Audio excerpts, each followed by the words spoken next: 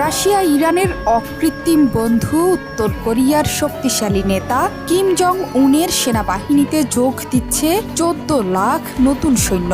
এমন চমকে যাওয়ার খবর প্রকাশ করেছে আল জাজিরা। হঠাৎ করে উত্তর কোরিয়ার সেনাবাহিনীতে নতুন এত সৈন্য যোগের খবর নিয়ে বিশ্বজুড়ে তৈরি হয়েছে আলোড়ন। বড় যুদ্ধ শুরু হলে রাশিয়া, ইরান, চীনের পক্ষে নিশ্চিতভাবেই যোগ দেবে উত্তর কোরিয়া। কিম জং উনের এরই মধ্যে 10 লাখের ওপর নিয়মিত সেনাবাহিনী। নতুন 14 লাখ উত্তর কোরীয় নাগরিক এই সেনাবাহিনীতে যোগ দিলে এর আকার হবে দৈত্যের মতো।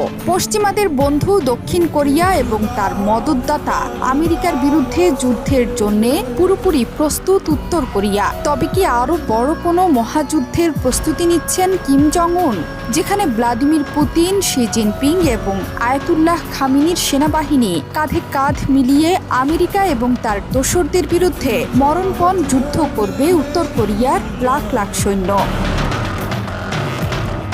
সম্প্রতি উত্তরের আকাশে দক্ষিণের ড্রোন উড়ানো নিয়ে শুরু হয়েছে চরম উত্তেজনা। সে প্রতিশোধ নিতেই মরিয়া কিম জং উন। দক্ষিণ এবং জাপানকে চাপে ফেলে এবার যুক্তরাষ্ট্রকে চোখ রাঙাচ্ছে ইরান এবং রাশিয়ার মিত্র কিম জং উন। উত্তর কোরিয়া বলছে যুদ্ধের জন্য প্রস্তুত সেনাবাহিনী। দুই কোরিয়ার সীমান্তের কাছে আন্তঃকোরিয়া সড়ক এবং রেল লাইনের একাংশ উড়িয়ে দিয়েছে পিয়ংইয়ং। উত্তরের এই কর্মকাণ্ডে কোরীয় উপদ্বীপে যুদ্ধের উত্তেজনা চরমে পৌঁছেছে।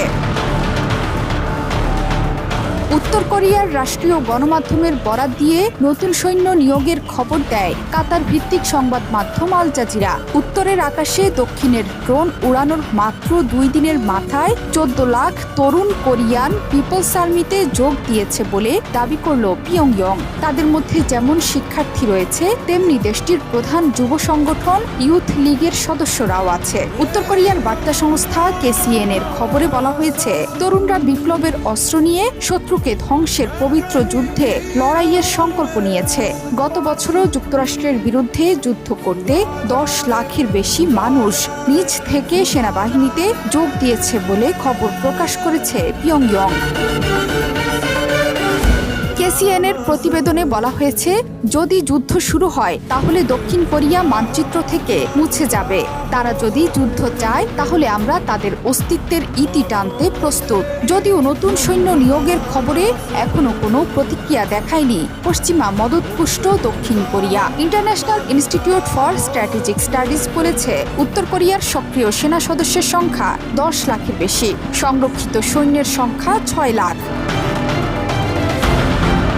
এরই মধ্যে সীমান্তে অ্যান্টি ট্যাঙ্ক ব্যারিয়ার আনাসহ মাইন দিয়ে ঢেকে রেখেছে অঞ্চলটি।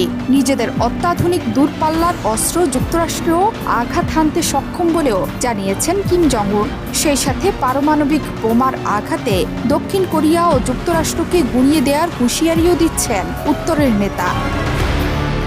জোহরা চৌধুরী সেতু, 71।